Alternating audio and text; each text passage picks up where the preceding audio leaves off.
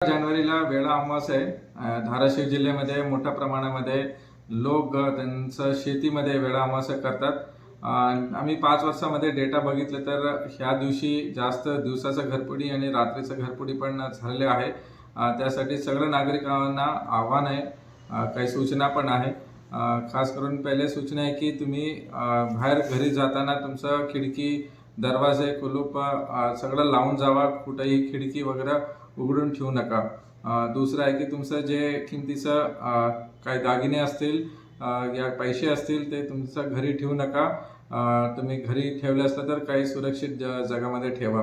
तिसरं सूचना आहे की तुम्ही कोणीतरी एक माणूस घरी असलं तर चांगले आहे। आणि तुम्ही रात्री झोपताना तुमचं काही लोकांना शेतीमध्ये झोपतात आणि दार उघडं ठेवून झोपतात, तर सगळ्यांनी काळजी घ्या। एक माणूस तुमच्या घरी या कोणत्याही रूममध्ये असतील आणि ते वॉच ठेवत असतील असं तुम्ही थोडं लक्ष ठेवा।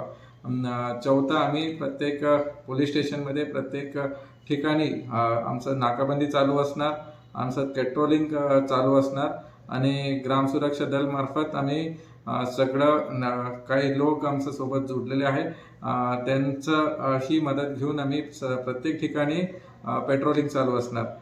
5वा मुद्दा आहे की काही संशयित व्यक्ती या काही असं दिसून आले तर आम्हाला लगेच तुम्ही आमचं सेक्टर पेट्रोलिंग या डायल 112 ला तुम्ही नक्की फोन करा।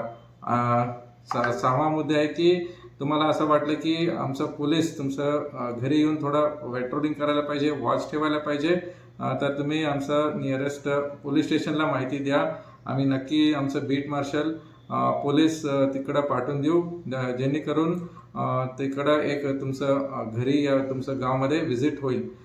एकंदरीत सगळ्या नागरिकांना आव्हान आहे की तुम्ही सुरक्षित राहावी आणि पोलीस सगळं बंदोबस्त तयारी केलेली आहे। धन्यवाद।